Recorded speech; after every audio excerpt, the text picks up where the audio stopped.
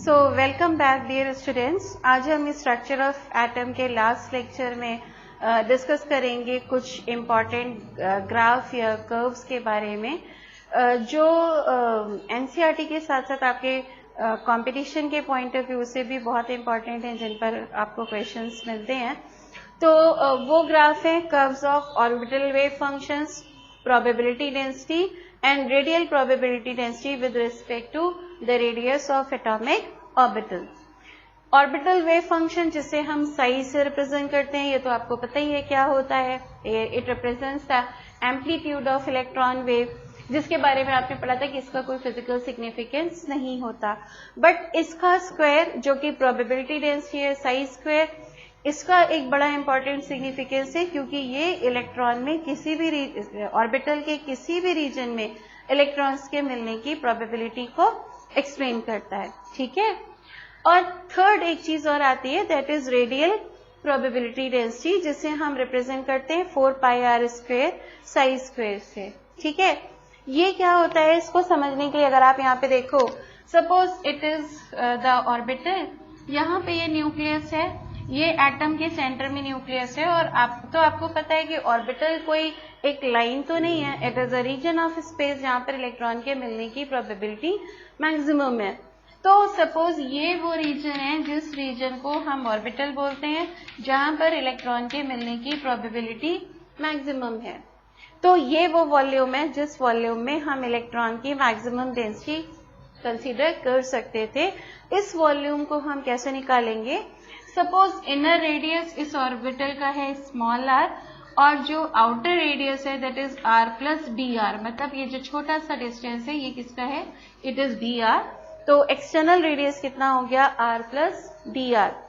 तो वो वॉल्यूम जहां पे इलेक्ट्रॉन्स मिल सकते हैं, volume of finding the electron, वो वॉल्यूम क्या है, वो अगर हम इस एक्सटर्नल वॉल्यूम में से इंटरनल वॉल्यूम को माइनस कर दें तो आपको ये वॉल्यूम मिल जाएगा। और इसको स्फीयर मानते हुए यहाँ पर भी टेक स्फीयर का रेडियस वॉल्यूम आप कैसे निकालते हो, 4/3 πr³, तो हो गया 4/3 πr प्लस डी आर का होल क्यूब माइनस 4/3 πr³। ठीक है, जो इंटरनल है। तो इसका जब आप सॉल्व करोगे, डिफरेंस लोगे, तो हमारे पास रिलेशनशिप आती है 4πr² डी आर, जहां पर ये जो सारे टर्म्स थे लाइक d²r² या dr³, ये जो छोटे छोटे सारे टर्म्स थे, इन टर्म्स को नेग्लेक्ट किया गया है, बिकॉज डी आर अपने आप में एक छोटी यूनिट, छोटी वैल्यू, और जब आप इसका स्क्वायर या क्यूब करोगे तो वो और छोटे हो जाएंगे। तो नेग्लेक्टिंग ऑल दीज टर्म्स, हमारे पास जो टर्म बचा है वो है 4πr² डी आर। ये वो रीजन है जिस रीजन में, या ये वो वॉल्यूम है जिस वॉल्यूम में इलेक्ट्रॉन के मिलने की प्रोबेबिलिटी मैक्सिमम है, या आप ये कह सकते हो एक तरह से कि it is the volume of N orbital. ठीक है। तो प्रोबेबिलिटी डेंसिटी क्या होती है, अब आपने देखा था कि ऑर्बिटल में पर यूनिट एरिया में, पर यूनिट वॉल्यूम में इलेक्ट्रॉन के मिलने की प्रोबेबिलिटी कितनी थी, साइज स्क्वायर। तो इतने वॉल्यूम में इलेक्ट्रॉन के मिलने की प्रोबेबिलिटी कितनी हो गई, this much multiplied by size square. ठीक है। तो अब आप इस टर्म में अगर आप देखो तो यहाँ पर हमारे पास हमने इनका रिलेशनशिप ली है, ये हो गया 4πr² D R into size square. ये क्या हो गई, ये हो गई आपकी probability density in an orbital. तो इन टर्म्स को अब हम प्लॉट करेंगे विद रिस्पेक्ट टू रेडियस, की रेडियस चेंज होने के साथ साथ, मतलब सेंटर से आप जैसे जैसे दूर जाते जाते हैं तो इनका इफेक्ट क्या आता जाता है, इससे एटम्स के जो एटॉमिक ऑर्बिटल्स में इलेक्ट्रॉन्स की डेंसिटीज हैं उन पर क्या चेंजेस आते हैं। तो here we take some example. सबसे पहले हमने यहाँ पर एक केस दिया है, ये जो आप ले रहे हैं that is the wave function versus radius for 1s orbital. और आपने देखा कि जैसे जैसे डिस्टेंस बढ़ता जाता है, ये जो वेव फंक्शन है या ऑर्बिटल वेव फंक्शन है, इट कीप्स ऑन डिक्रीजिंग। जब हम साइज स्क्वायर की बात करेंगे तो ग्राफ का शेप वही रहता है, और अगेन आपने देखा इलेक्ट्रॉन्स के मिलने की प्रोबेबिलिटी कम होती जाती है। और अगर आप इसको 4πr² साइज स्क्वायर से कंपेयर करो, मतलब रेडियल प्रोबेबिलिटी डेंसिटी से कंपेयर करो तो इस कर्व में आपको इस पॉइंट पर एक मैक्सिमम इलेक्ट्रॉन डेंसिटी मिलती है, वो है कितनी 0.529 एंगस्ट्रॉम। आपको याद आ रहा है ये टर्म 0.529 एंगस्ट्रॉम आपने कहाँ पढ़ा था? यस, ये टर्म क्या था? It was the radius of first shell as calculated by Bohr. Bohr के हिसाब से जो पहले शेल का रेडियस था वो कितना था? 0.529 एंगस्ट्रॉम, राइट? ये जिसको हम 52.9 पिकोमीटर भी बोल देते थे। तो ये वही है।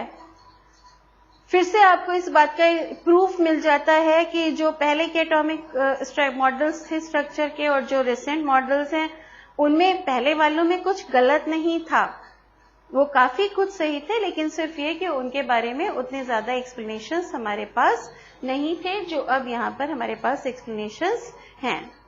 क्लियर हो गया? इसी तरीके से आप 2s ऑर्बिटल के लिए देखिए।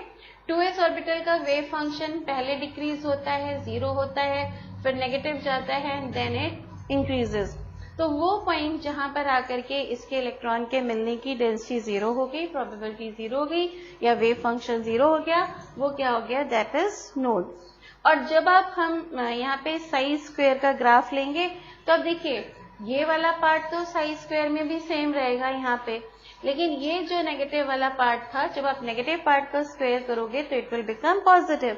तो ये कर्व जो है ये ऊपर आ जाएगा और अब आपको ये टर्न मिलेगा and this shows again the node. ठीक है? और अगर आप इसको रेडियल प्रोबेबिलिटी डेंसिटी से करते हो तो आपको ये ग्राफ मिलता है, ये इसके नोड को रिप्रेजेंट करता है और ये कहाँ पे है? It is 2a0, twice of a0, जैसा कि a0 क्या है? a0 इज अगेन 0.529 एंगस्ट्रॉम और मैक्सिमम प्रोबेबिलिटी डेंसिटी आपको क्या मिलती है? 2.75 एंगस्ट्रॉम पे। क्लियर?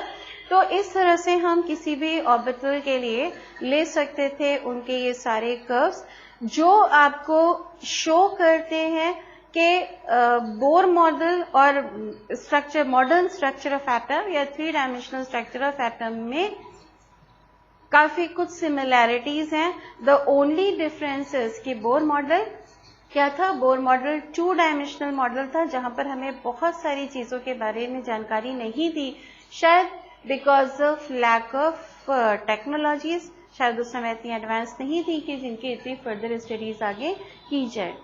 ठीक है? क्योंकि साइंस एक ऐसा सब्जेक्ट है जहां पर डे बाय डे नई नई डिस्कवरीज होती रहती हैं, नए नए ऑब्जर्वेशंस होते रहते हैं और उन ऑब्जर्वेशंस के बेसिस पर हम अपनी पुरानी थ्योरीज को चेंज करते हैं और उनमें मॉडिफिकेशंस करते हैं। तो इस तरह से starting from Thomson's model, Thompson model एक ऐसा मॉडल था जो बिल्कुल गलत था। क्यों? क्योंकि थॉमसन मॉडल किसी प्रैक्टिकल एविडेंस पर बेस्ड नहीं था, ये सिर्फ दिमाग की एक सोच थी और क्योंकि उस समय लोगों के पास कोई और दूसरा ऑल्टरनेटिव नहीं था तो जो भी थॉमसन ने कहा वो एक्सेप्ट किया गया। बट उसके बाद अगर आप देखो, चाहे वो रदरफोर्ड मॉडल हो या बोर मॉडल हो या ये क्वांटम मैकेनिकल मॉडल हो, all are inter related to each other और हर स्टेप पर धीरे धीरे जो थे और एडवांसमेंट होते गए सो दैट हम 2 डायमेंशनल स्ट्रक्चर ऑफ एटम से 3 डायमेंशनल स्ट्रक्चर ऑफ एटम तक आ गए, जहां रदरफोर्ड मॉडल बड़ा सिंपल सा लगता था कि क्या है, बस न्यूक्लियस है एक सेंटर में और उसके अराउंड सर्कुलर पाथ में इलेक्ट्रॉन्स रिवॉल्व करते हैं। Now the model of atom, 3-dimensional model of atom appears to be very complicated. It is a spherical shape जहाँ पर shells हैं, shells में subshells हैं, subshells में orbitals हैं, and then these orbitals are containing 2 electrons. Clear? So that is all about your chapter structure of atom. और अपने next lecture में हम लोग इस chapter से related कुछ questions, कुछ exercise के बारे में discuss करेंगे, फिर हम लोग चलेंगे towards 3rd chapter. Okay, goodbye till then.